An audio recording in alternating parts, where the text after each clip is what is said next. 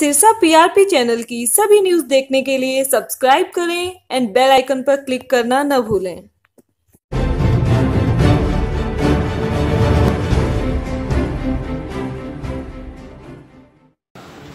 यहाँ के बुजुर्गों ने, बड़ों ने, चौटाला साहब के साथ भी, चौधरी देवीलाल जी के साथ भी संघर्ष में अपने कदम आगे बढ़ाकर अपने इलाके के लिए बड़ी लड़ाई लड़ी। मुझे आपको कोई राजनीतिक भाषण देने की इसलिए आवश्यकता नहीं क्योंकि स्वयं ही आप जागरूक लोग हैं। अखबार में, टेलीविज़न के माध्यम से और मेरी पीढ़ी के दोस्त मोबाइल फ़ोन पर मिनट मिनट की, पल पल की सारी खबर को देखते हैं, जानते हैं। आज तो सिर्फ चुनाव का मौसम है और आपने 12 मई को वोट डालकर अपनी तकदीर को और तस्वीर को तय करना है, अपने भविष्य को तय करना है। कांग्रेस का जब राज था, मैं एक छोटी सी बात आपको याद कराऊं। भूपेंद्र सिंह हुड्डा जब मुख्यमंत्री बने तो एक रैली की थी महम में, तब वहाँ पे एक बात कही थी कि मैं तो इनकी सिरसा वालों की जो है चौधर छीन के लाया और अब सिरसा में दोबारा राज को नहीं जाने दूंगा। वो दिन और आज के 15 साल हो गए। 10 साल तो कांग्रेस ने हमारे को प्रताड़ित किया, शोषित किया। इस बात में कोई दुराई नहीं कि जब सिरसा का नाम हुड्डा साहब के सामने आता था तो फिर वो अपने कदम पीछे खींच लेते थे। यानी हमें बैकवर्ड रखने में कांग्रेस का बहुत बड़ा योगदान रहा। और जब से बीजेपी का राज बना, बीजेपी के लोग तो सिर्फ और सिर्फ होली दिवाली में कोई मुख्यमंत्री जी यहाँ आ गए हो, अन्यथा हमारे बीच में हमारा सुख दुख जानने में कभी आए नहीं। रही बात मोदी जी की, आज हमें अपने विषयों पर गौर करना चाहिए। हमारे लिए केंद्र की सरकार ने क्या किया। सबसे पहली बात तो स्वामीनाथन की मैं कहूँ, कितना बड़ा विषय है किसान की आय दोगुनी करने का, और इसकी बुनियाद पे ये सरकार बनी थी केंद्र की। आज आप देख लो 5 साल से मोदी जी ने स्वामीनाथन का नाम ही नहीं लिया, और बल्कि पैसा देना था, आय दुगनी करनी थी, आपकी दुगनी। चाहे सरसों की फसल थी, आज 4200 रेट जरूर हो, मगर मंडी में हम 3600-3700 से ज़्यादा किसान को नहीं मिल पाता। वहीं स्वामीनाथन लागू होती तो 9200 तक रेट मिलता। ठीक इसी प्रकार गेहूं की फसल जो 1800 की है वो आपकी 2500-2600 तक बिकती है, और ये लिमिट नहीं लगती। अब जो गेहूं की इस पे सरसों पे लिमिट लगा दी बीजेपी, और बीजेपी अब धीरे धीरे एक चर्चा और चला रही है कि अगर शासन में दोबारा आ गए तो फिर गेहूं पे भी लिमिट लगाएंगे। फिर हम इस गेहूं की फसल को काट के लेके कहाँ जाएंगे। हमारे लिए बहुत बड़ी दुविधा, आने वाले समय में संकट पैदा हो जाएगा। कहते हैं भाई 2 हेक्टेयर से कम वाले किसान, यानी जो छोटा किसान है, उसको मोदी जी तोहफा देंगे 6000 रुपये का। सुनने में बहुत बड़ा लगता है, उसका तोड़ करो तो 500 रुपये महीने के, 17 रुपये रोज के। 17 में तो आजकल बच्चे टॉफी भी नहीं खा पाते। एक किसान के परिवार का गुजारा चलना तो बहुत बड़ी बात है। इस बात से सहमत हो कि नहीं? ये बीजेपी आपके पक्ष की पार्टी नहीं है, ये तो किसान के दुर्विरोधी है। किसान बीमा योजना का जो पैसा है वो किसके पास जा रहा है? वो सारा अनिल अंबानी, अदानी सरीखे के जो प्राइवेट बैंक खोले बैठे हैं उनके खजाने भर रहे हैं। 75% का कानून है कि 75% फसल खराब होगी तब जाकर कहीं मुआवजा देंगे। ये तो बहुत बड़ी, कोई बाढ़ की आपदा में तो खराब हो सकती है, वैसे 75% खराब होने से नहीं। नौजवान को नौकरी नहीं मिली। पप्पा गांव इतना बड़ा गांव है, इलाके का सारा, आपकी तो मार्केट भी यहाँ सारी इलाके की यही पड़ती है। भाई आप ये देख लो, इतने बड़े गांव में कितनी नौकरियां मिली। कोई इक्का दुक्का ग्रुप डी की छोड़ दें तो नौकरी भी नहीं। चपरासी की नौकरी है, ग्रुप डी की नौकरी है। और मेरे देखो तो एक बीटेक करे हुए, एमटेक, बीकॉम करे हुए लड़के नौकरी लगे, क्योंकि कोई चारा नहीं। आज कर्मचारी मायूस, व्यापारी मायूस, आज दलित मायूस, बैकवर्ड मायूस, आज हर वर्ग दुखी। मगर फिर भी टीवी चैनल चला करके देखो, मोदी मोदी मोदी मोदी, यही बात है कि नहीं? क्यों? क्योंकि ये झूठा प्रोपेगेंडा रचते हैं। आज कह रहे हैं देखो पाकिस्तान में घुस के पाकिस्तानियों को मारे, बहुत अच्छी बात, मारना भी चाहिए, देश पे हमला करे कोई, मगर क्यों मारने की आफत आई? क्योंकि मोदी जो अपने आप को सच्चा राष्ट्रभक्त बताते हैं, उन्होंने धारा 370 नहीं हटाई। 5 साल पहले पार्लियामेंट में, लोकसभा और राज्यसभा 2 हाउस हैं, दोनों में इनकी मेजोरिटी थी, और धारा 370 को हटाने के मामले में समूचा विपक्ष इनके साथ खड़ा हो जाता। अगर हटा देते तो फिर कश्मीर में बिजनेस करने के लिए बाहर का आदमी जाता, बाहर का इन्वेस्टमेंट होती, तो फिर कश्मीर वाले तो बिहार में जाते हैं और बिहार वाले कश्मीर में चले जाते। इस बात से सहमत हो कि नहीं? फिर ये सारे मुद्दे अलगाववादी और ये जितने मुद्दे हैं ये जीरो हो जाते। अगर 370 ही हटाना बीजेपी का लक्ष्य था तो हटा देते, मगर वो नहीं हटाया, बल्कि इस महबूबा मुफ्ती के साथ 3 साल सरकार चलाई धड़ल्ले से। और महबूबा मुफ्ती कौन है? जिसका एक कार्यकर्ता गन शॉट पे मारा गया और 2 फौजी थे। बीजेपी की सरकार ने उन्हें अरेस्ट कराया, एयरलिफ्ट करा के तिहाड़ जेल में भर्ती, उसमें जो है ना आज भी डाल रखा है, 2 साल हो गए।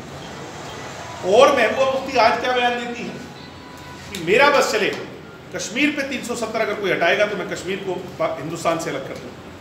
आज वो तो देशद्रोही नहीं है और मैं और आप देशद्रोही हो गए क्योंकि हम बीजेपी का विरोध कर रहे हैं। आप 1 मिनट कह के देखो, यहाँ बाहर बीजेपी के खिलाफ कोई बात है, पुलिस की जीप आएगी और आपको बिठा ले जाएंगे, सिडेशन का चार्ज लगा देंगे। इसलिए आप इस बात पे गौर करो, ये नहीं, ये झूठी राष्ट्रभक्ति है। 44 जवान मरे, क्यों नहीं आप बदला लोगे? 370 अगर हट जाए आज तो फिर जरूरत ही नहीं पड़ेगी किसी चीज़ की। फिर तो हिंदुस्तान में नहीं, पाकिस्तान में भी आतंकवादी गर्दन नहीं उठाएगा क्योंकि रास्ते बंद हो जाएंगे। इस बात से आप सहमत हो कि नहीं? इसलिए इस बीजेपी को वोट हमने नहीं देना चाहिए। और ये कहते हैं बीजेपी की 300 सीट आई, कैसे 300 आ जाएगी? राजस्थान में 25 सीट आई, वहाँ भी कांग्रेस की सरकार बनी है, कुछ सीटें तो कांग्रेस ले जाएगी कि नहीं? आज यूपी में सारे इकट्ठे होकर लड़ रहे हैं, 80 सीट में से आध सीट गठबंधन से भी तो जीतेगी, कुछ कांग्रेस भी जीतेगी। कैसे बीजेपी जो है ना 280 पहुँच जाएगी? हरियाणा में 7 सीट आई थी, आज कहाँ 7 सीट बीजेपी को मिलती है? तो टीवी चैनल वाले दिखा रहे हैं क्योंकि 27 टीवी चैनल अकेले अंबानी के हैं। अंबानी, अदानी, अमित भाई शाह, नरेंद्र भाई मोदी, सारे गुजराती देश पे कब्जा करे बैठे हैं। अब धड़ल्ले से अपनी जो है ना जैसा चाह रहे हैं वैसा चला रहे हैं। ये सारे हीरे सोने के जवाहरात के व्यापारी हैं और अपन जो है ना टीवी चैनल पर देख करके गुमराह हो जाते हैं। इसलिए मैं आपसे गुजारिश करूँगा, भाई हमने गुमराह नहीं होना, सिरसा जिले के लोगों ने गुमराह नहीं होना। हम चौधरी देवीलाल जी के सिपाही हैं। कांग्रेस हमें क्या देगी? कांग्रेस को खुद को ही नहीं दे पाएगी। हुड्डा तंवर के पीछे तंवर, सुरजेवाड़ा के पीछे सुरजेवाड़ा, किरण के पीछे किरण किसी और के पीछे, ये लड़ते भिड़ते कांग्रेस को ले डूबेंगे। और ऊपर से राहुल गांधी, अब ये मोदी को बड़ा बनाने वाला राहुल गांधी तो है। अगर राहुल गांधी की जगह कोई काम का आदमी हो, मोदी को कौन पूछेगा? इसलिए रीजनल पार्टी अपनी जो क्षेत्रीय दल है, दुष्यंत ने कितना अच्छा काम किया, आप सहमत हो? गरीब की, किसान की आवाज़ उठाई, मजदूर की आवाज़ उठाई। भाई अगर ट्रैक्टर है, ट्रैक्टर तो सबके पास है अमूमन किसान परिवारों में, अगर ट्रैक्टर पे टैक्स लग जाता, कोई छोटी मोटी बात नहीं, 50,000 रुपये का साल का खर्चा बढ़ जाता। मगर दुष्यंत ने, आपके बेटे ने, ट्रैक्टर को चौखट पे खड़ा कर पार्लियामेंट की इसकी आवाज़ बुलंद और जो है ना पार्लियामेंट को मजबूर किया पुनर्विचार करने पर, वो फैसला वापस हुआ। इसलिए आज केजरीवाल के साथ भी अलायंस हो गया। भाई केजरीवाल जिसने मोदी की लहर के बावजूद 70 में से 67 सीटें, छोटी मोटी बात नहीं। और आज जब ये मोदी जी जो है तो 10 बार सोचना पड़ता है जब केजरीवाल पे कोई बात कहता है। और वो केजरीवाल जो देश में धमाल मचा चुका है, वो केजरीवाल आपके लाडले दुष्यंत की बड़ाई करता है कि नहीं? कुछ सोच समझ के करता हो। इसलिए आज ये दोनों दल जो इकट्ठे हुए हैं, या 2 बजे अनाउंसमेंट हो जाएगी, नवरात्रों के शुभ अवसर, यहाँ मैं आपको बधाई देता हूँ। वहीं मैं मेरे बप्पा गाँव कि मेरे परिवार से हाथ जोड़ के, आपका अपना भाई है, घर का है, घर का आदमी तो वैसे भी आपकी सोचेगा, अच्छे में बुरे में आपकी सोचेगा, आपकी लड़ाई लड़ेगा। बुढ़ा तो हमारे पास आएगा नहीं, कट्टर से हमारा लेना देना नहीं, अपना तो कोई गुजारा चल सकता है। ये इनेलो अहंकार में चकनाचूर हो गई। इनेलो वाले तो कोई कुछ ही कहे, हम तो खुद इनेलो में ही थे।